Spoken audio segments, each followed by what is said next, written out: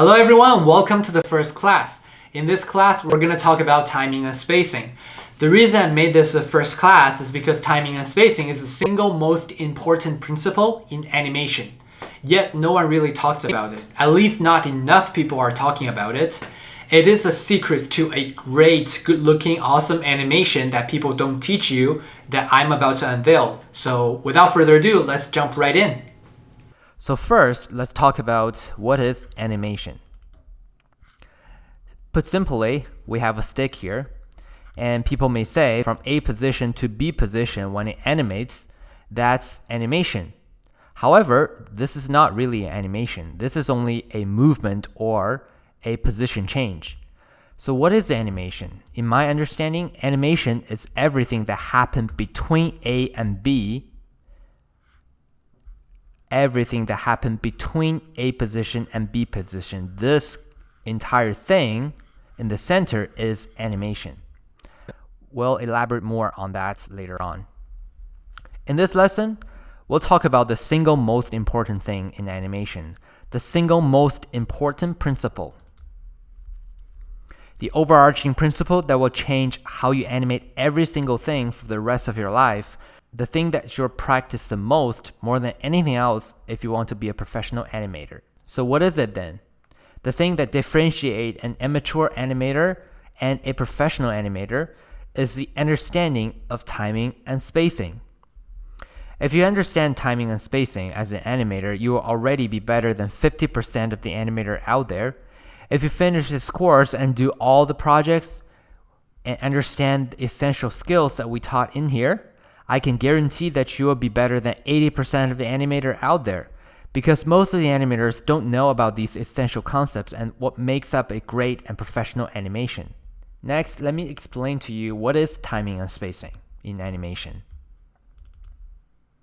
This demo here is made available to download so that you can play with it, and it is beneficial to be able to understand how the object moves based on how you change your keyframes.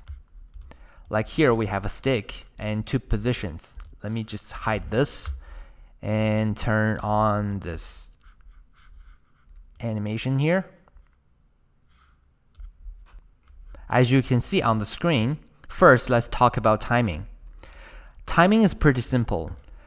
At 0 second here, I have a keyframe on this stick, and at 30 frame, I have another keyframe here on the position property so that the stick changed from one position to the next. And now if I play it, this is the animation that we get. What is timing then? As we all know, this animation right now, it takes 30 frames to complete. And the 30 frames is the timing for this animation.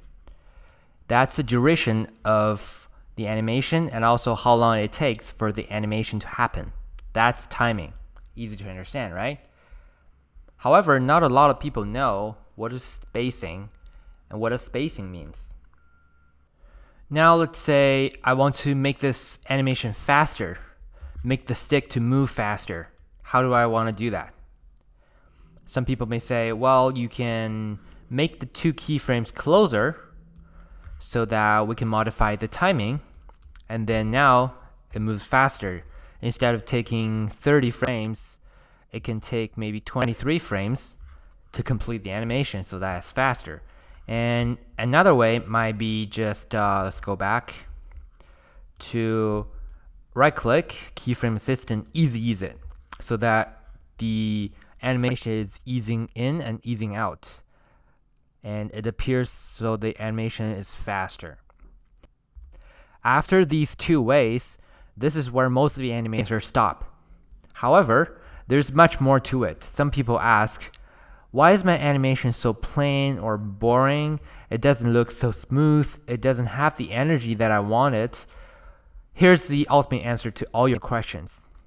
It is not the only two frames, A and B, these two frames that you're concerned with. As a professional animator, you are responsible for every single frame in your animation. What do I mean by every single frame? let me turn on the interpolation. Every single frames from A to B, these are all the frames that the stick move in order to get from A to B. And as a professional animator, you are responsible for every single frame in this animation. Even though you can't see them, if I don't turn on the interpolation, most of the times, the only 2 frames that you see is beginning and end. But think about it for a second. Most of the time, when we set up keyframe, we are only seeing the 2 keyframes that we set up, A and B, and ignoring everything else in between. All these.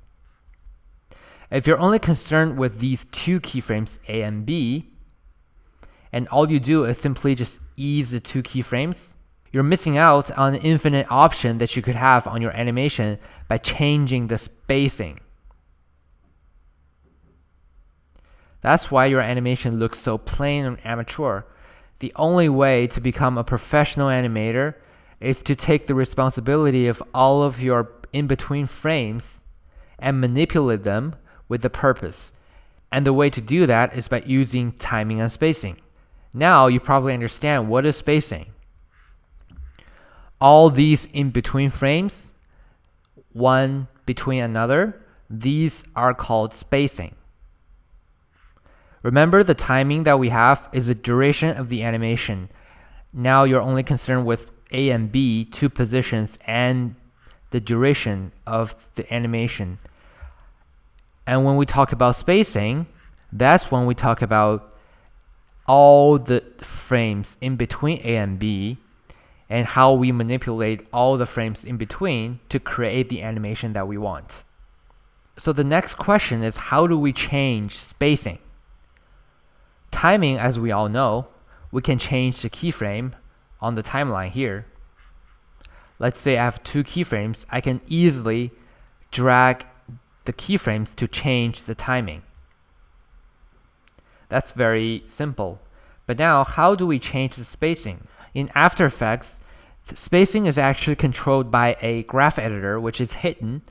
That's probably why most people are missing out on it. It is this very little button here. Looks so simple and unimportant. However, this is probably one of the top 3 most important buttons in After Effects. Well, in After Effects, you got all these buttons and you got hundreds of effects, presets, and so many other tools in After Effects. But this button here is what you use 80% of the time for your professional work. I mean 80% of the time for your professional work. If you're missing out on this button right here, you're missing out on 80% of the possibilities of your animation. And that's why your work doesn't look so professional. But don't worry, since you're here, we are teaching you how to become a professional animator. And after this course, you will be better than 80% of the animators out there. Now let's come to a different composition on the left here, using keyframes demo to play with some of the spacing so that we can get different kinds of animation. You can see here,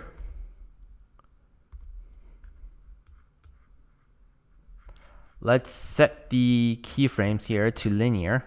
Just hold down Command and then left click. Set the keyframe to linear. And now, if we preview this, you can see this is the linear animation that we get. However, if we select both keyframes and come to this graph editor to manipulate some of the spacing, right now, by the way, for the graph editor, there are 2 different types of graphs. One is a value graph, and then the other one is speed graph. These 2 graphs works differently. We're going to talk about both in detail in the upcoming lesson. But for now, just bear with me. I'm going to show you some of the possibilities we have. First, let's come to the speed graph. And we can right-click Keyframe Assistant, Easy Ease. Now, once we make a default easing, you can see the spacing of the frames changed. Now we have more of the stick in the beginning and the ending of the animation, meaning they're moving slowly at the beginning and then moving slowly at the end. Now, let's drag this curve here, make it more dramatic. And now let's see what we have, what the animation looks like. Without changing the timing, it's still 30 frames. You can feel that the animation actually looks faster. If I make it even more dramatic, just drag this all the way, like this. Let's see what the animation we have.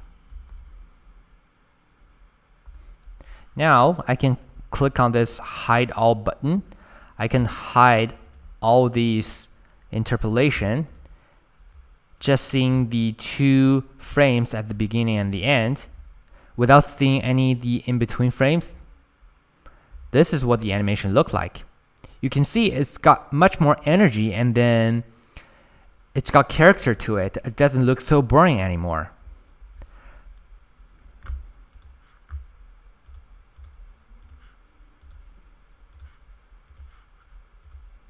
So this is a curve that we get here, and let's see if I change the curve like this, make it faster at the beginning, and then slowly coming to the end. Let's preview this. You can see now the stick moves fast at the beginning and then slowly comes to a stop. Another thing is right now you can see at 1 second, 0 frames, I have this curve all the way at the bottom here. This is a speed graph, meaning at 0 second, the speed of this object is 0. However, if I drag this up here, that means the object already has a speed coming into the frame so that it's not starting from 0. Let's preview this.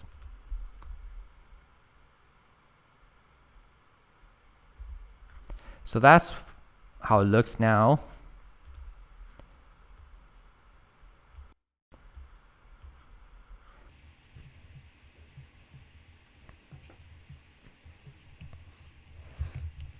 And now if we have a curve like this, the stick is going to move slowly at the beginning and then very fast at the end. Let's preview this.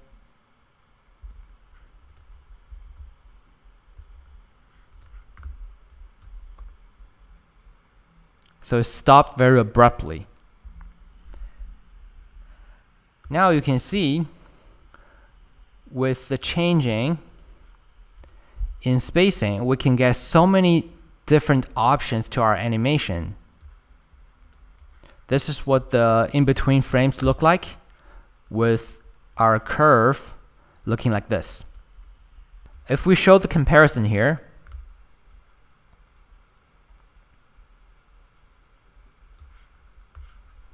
on top, we have the linear keyframes, and then at the bottom, we have the easing keyframes. However, at the bottom, we can modify the spacing of the frames however we want and achieve so many different possibilities to our animation. So that's what I wanted to show you. I wanted to show you how many options you have with manipulating the spacing of the animation and what we can achieve. We'll spend most of our time in this course in Graph Editor. I'll teach you how to animate in here and to visualize animation based on the different graphs that we have. It'll take some practice, but I can assure you that you will get there by the end of this course. Once you're familiar with the Graph Editor and be able to adjust it with purpose, you will have full control of your timing and spacing and be able to take responsibility for every single frame of your animation. Thus, animate anything precisely to do whatever you like.